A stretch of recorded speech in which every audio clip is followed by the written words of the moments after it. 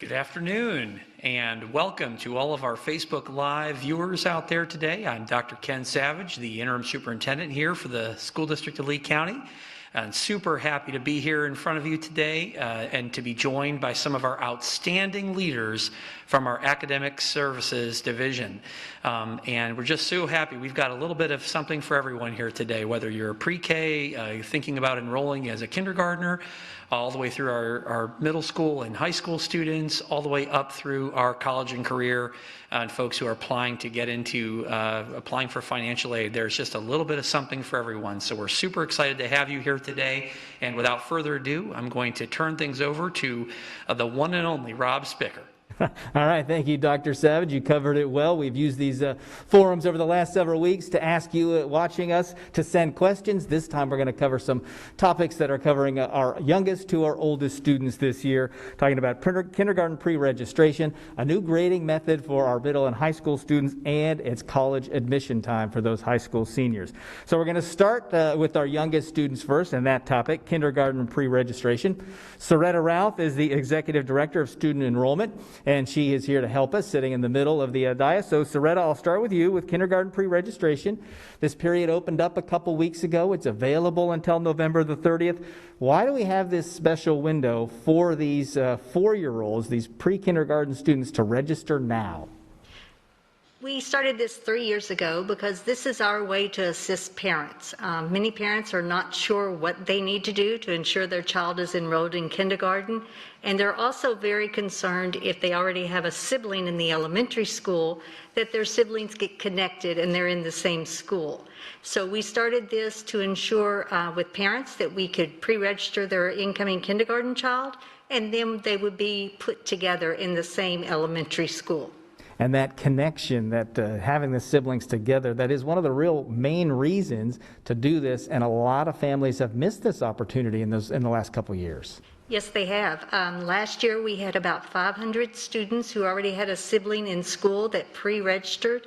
When we got through with all of our enrollments and school started August the 10th, we had over 1,200 students who did not get with their sibling originally. Now we were able to move those students around, but again, the stress that parents have to go through thinking their students are separated, we want to stop that because we know families want their children together. Right, so you can put a stop to that by getting enrolled in kindergarten now. Are there other advantages to using this pre-enrollment period, pre-registration, and getting signed up before November 30th? Again, there are several things. For the parents, it's the stress of making sure their children are enrolled. We also require several documents that we're going to talk about later, but those documents sometimes take a little while to get completed and submitted, so we want parents to have plenty of time. We also don't want parents to have to wait in line, so you can do it from home and pre-register, and then you'll be able to do your choice application online. We'll mail it to you. That is one of the advantages. You can do everything through email. So those documents you mentioned, you've got to put together. What is it that a parent needs to have to send to you through email to pre-register their upcoming kindergartner? They're going to need to send us 6 different documents. First, we're going to need a registration form, which is on our website. We also need a birth certificate, the parent's photo ID, proof of their address, immunizations uploaded and certified with the health department, and a physical within the last 12 months. So you just gather those together, and the email address is? StudentEnrollment@leeschools.net. Very easy, StudentEnrollment@leeschools.net. So once I've gotten my documents, it may take me a day, a week, I send them in by email. What's going to happen next? What should I anticipate? So our staff will get everything entered, and usually within 3 to 5 days, the parent will get a receipt in the mail, and that receipt is a reminder of here's what's next. Either you'll get a letter in December saying you're enrolled with your sibling, or you're going to get the pre-printed application. And it also has some reminders on there about our Young 5 program that's available in our elementary schools, in some of our elementary schools, and also if the parent were to move between now and the start of school, they need to notify us so we can make sure they're in the right school zone. So I'm thinking of open enrollment that would come up in January, February, March. Two alternatives here. You've either got an older sibling and they've already been placed and you're finished, or you're going to have to go through that process, correct? Yes, sir. That's correct. And so just to clarify, it begins January 17th and it ends February 25th. Okay. So March is too late. March is too late. January. Say those dates again for open enrollment. It begins January the 17th, and it goes to the last school day in February. And then we have our lottery. Parents can enroll students at any time, but to ensure that you're in that first enrollment period, you would want to be able to submit it during that window. Right, so you're either going to get the letter that they're with an older sibling, or you're going to get the PIN number to go through open enrollment. If you register now, okay. So one of these common misconceptions, because you and I talk about this, is that there is a feeling that parents know that we know they have a 4-year-old, and we don't. They need to take advantage of this. We can't just automatically enroll a student. Parents have to take the step for them. And I'm happy you brought that up, because a lot of parents think if their child is participating in a pre-K program that is not affiliated with the school district, that we know that, and we do not know that. So we want to make sure that the parents are getting in touch with us. If they have any questions, they can always email us, and we will double check to make sure. And so for parents who might miss this early registration period and then perhaps the open enrollment early next year, they really run the risk of not getting a school that they choose, because they'll end up, because we'll accept students all the time, but it's really to the school that has room for you. Unfortunately, that's correct. Yeah, so get it done early. Get it done early. Any other advice to parents thinking of if they've got a 4-year-old coming up, what would you say to them? I would say gather your documents, reach out to us, let us follow up with you. If you're in doubt or you're not sure if we know about your child, maybe they're in a district pre-K, still email us so that we can verify that everything is up to date, addresses are all correct, and the siblings are linking. Yep. We want to make this as easy as possible on parents. And the earlier the better. Correct. All right, Soretta, thank you for that. If there's any other questions that come your way, I'll sure to let you know. So now we want to turn our attention to a new grading method that's coming in place for our middle and our high school students. Candace Aliveto and Lori HOUCHIN, they're the directors of curriculum for our high schools and our middle schools, and they are here to explain the quality points system. So I'll throw the general question out to you. What is quality points? So currently, we're using a different system. Our kids, typically, you'll see 90 to 100, for example, is an A, so that's based on percentage points. So now we're taking those percentage points and we're converting it to what a letter grade equals. So an A equals a 4, a B equals a 3, a C equals a 2, D is a 1, and an F would be 0 points. And it's calculated in that way now. And how does this help the student?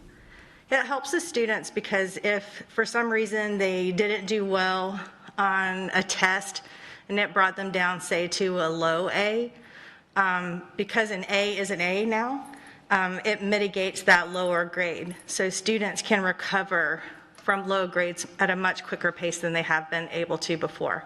Now, if there's students or parents that want to know that percentage, is that still available to them? Yes, they can still go into the parent focus portal and they can see the percentages there for what the student earned. And what else would you say to parents who might think this is different or new or unusual to get them ready for a different looking grade? Well, on interims and on the report cards, they'll see the letter grade now represented. And I think that they should just be reassured that this is the same way that grade point averages have been calculated. And this is the way that many school districts have been calculating grades. And so I think it's a good change for students.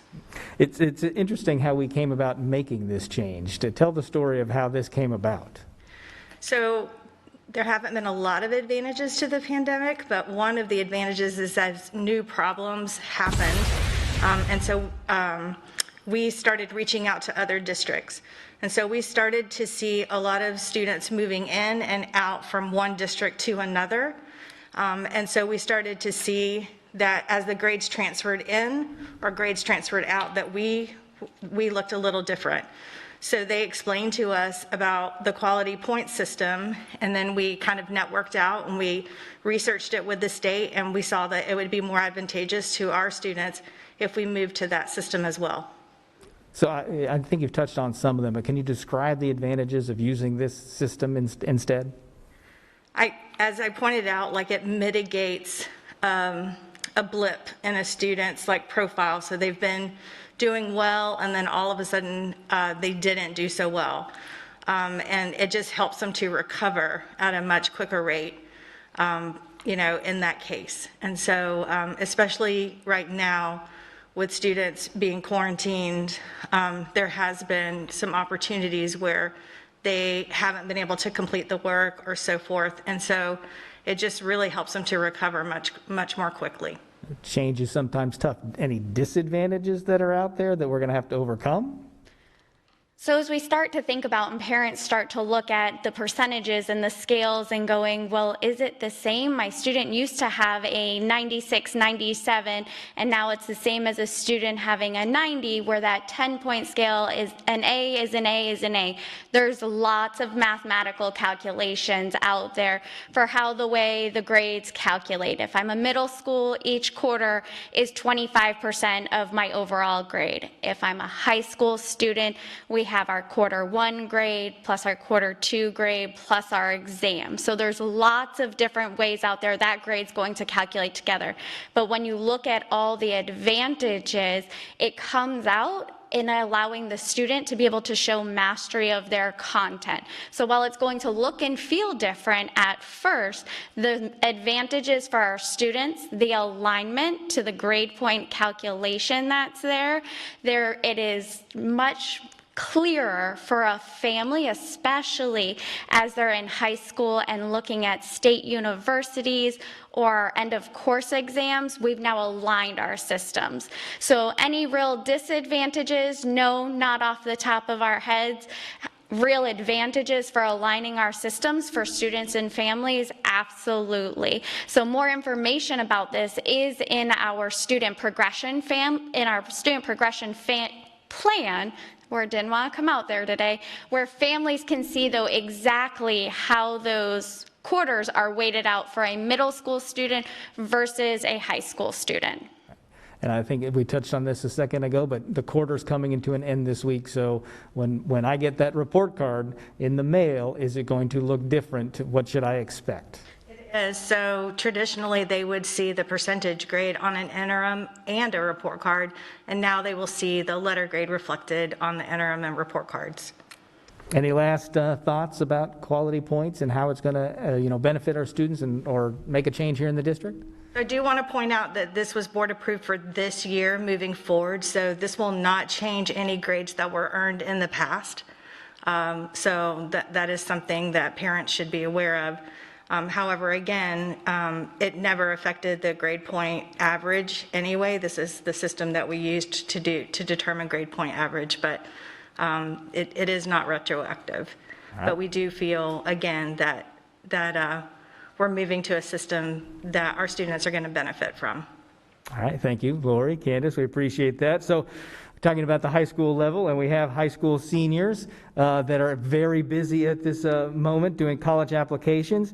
Juniors, sophomores, this could be on your mind too, never too early to think ahead. Lori Brooks is our Director of School Counseling. She's here to help us with this topic.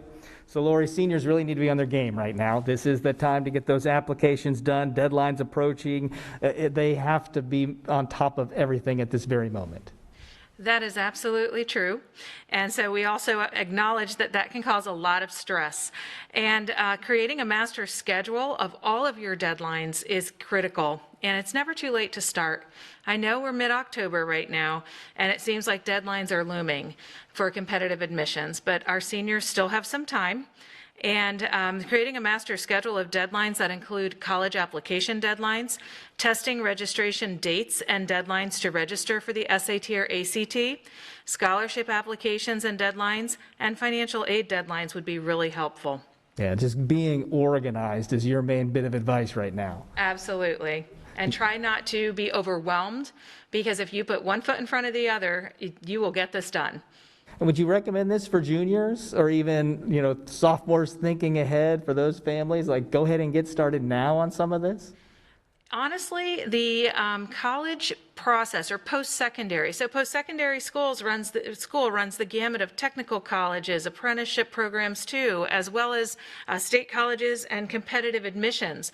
And so we recommend that in middle school, our students actually plan for and think ahead. And it all starts with rigor and the courses that you are interested in taking to best prepare you, but also your career research and learning about yourself and what kind of careers might align with that. So it's never too early to begin. And in Lee County, we actually say it's a pre-K to 12 process because we're starting with career mindedness even as early as pre-K. So it's a continuum.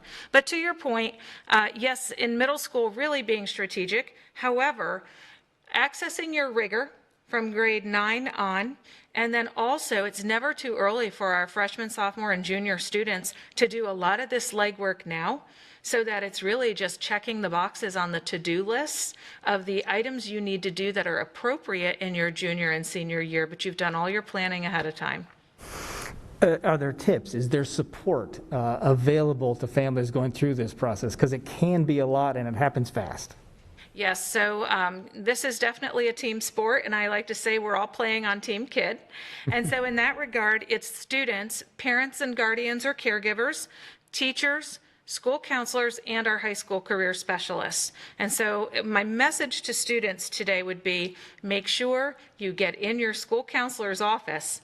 And if you haven't met your career specialist yet, they have a critical piece of this too, and parents as well. We want to make sure that we're getting to know students from freshman year on, but all is not lost if you're a new senior to this district and you haven't met your counselor yet. But definitely make a way to their office and get access to, how do I get my scholarship lists? I need help with college admissions. All of those resources we can help you with. We also have community agencies that partner with our schools to offer parent events. And really, there's just a lot of resources out there on the internet that we can refer students and families to on their own time. What about letters of recommendation? How do you recommend a student go about getting them? Is it too late for seniors? Where are we in that process? It's not too late. We do want to make sure that we recommend students choose teachers that know them well, that can speak to their work ethic. You can also ask for coaches and other individuals to give you letters of recommendation, but the academic ones are also very important. And so select teachers who know you. Please give them some lead time, which you still have the opportunity to do. Seniors should give them a copy of their personal resume and also a statement of their goals. These are tools that we use for college applications, so they shouldn't have to create that just for their letter of recommendation. They should already have that to provide. And then also write a thank you note after your letter is given to you. That's always a personal touch, because very busy people are honored when you ask them for that recommendation. They take their time with it, and writing that personal thank you note is important.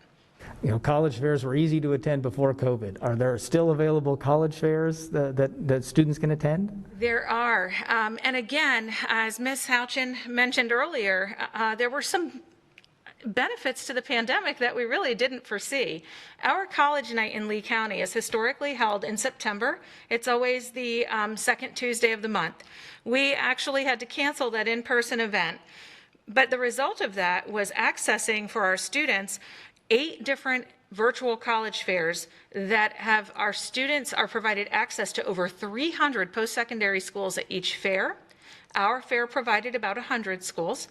All of our state universities and our private colleges are represented over the course of those fairs multiple times. And our students can have one-to-ones with college admissions officers right there on that Zoom fair. So it's the National Association of College Admissions Counselors, or what we call NACAC, and our high schools have pushed out those flyers and that information to our seniors.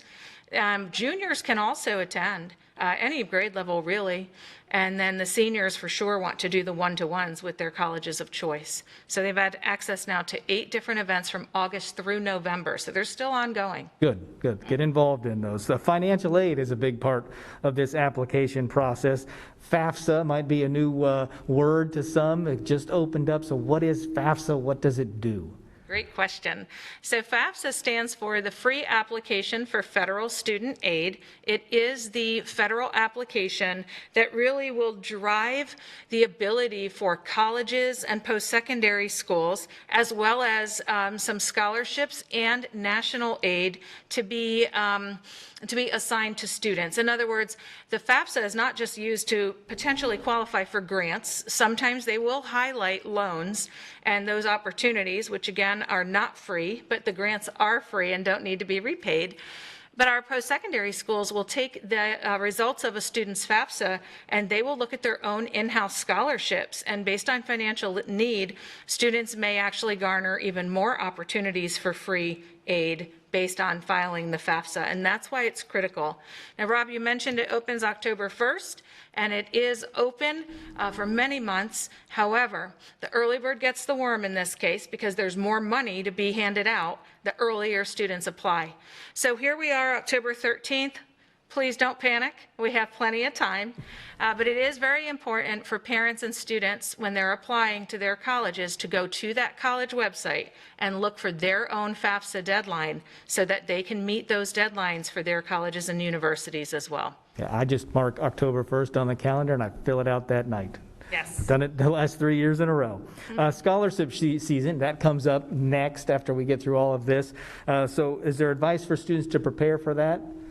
Absolutely. So I tell parents and students that scholarships the senior year is their part-time job.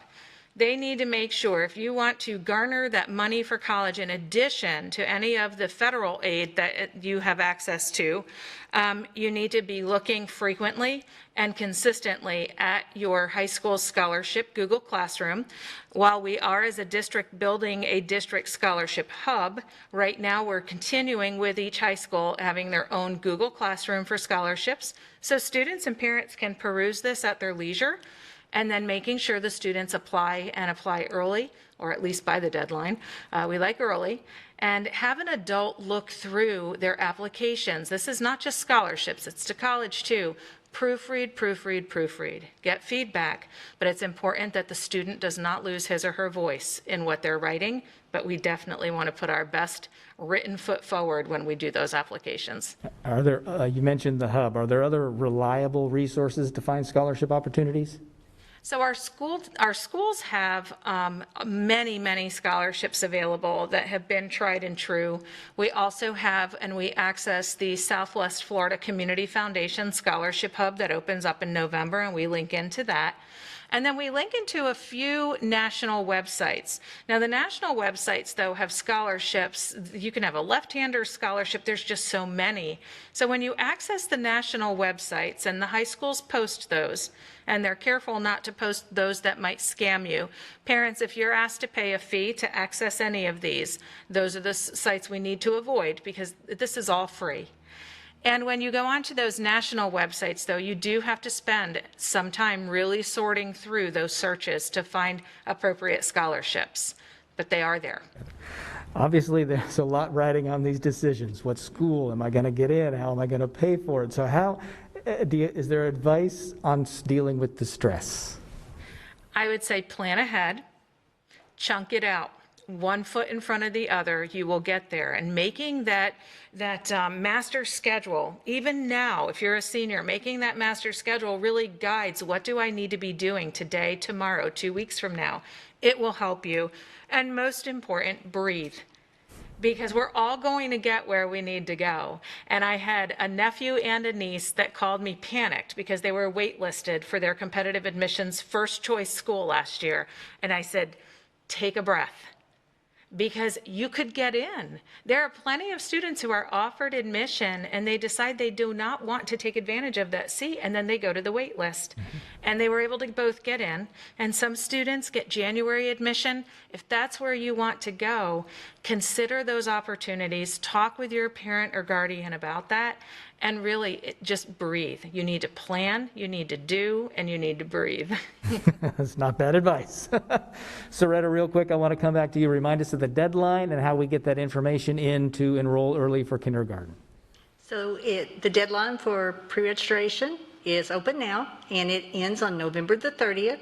Everything is on our district website and on the student enrollment website. And if you can't find it, then just email studentenrollment@leeschools.net.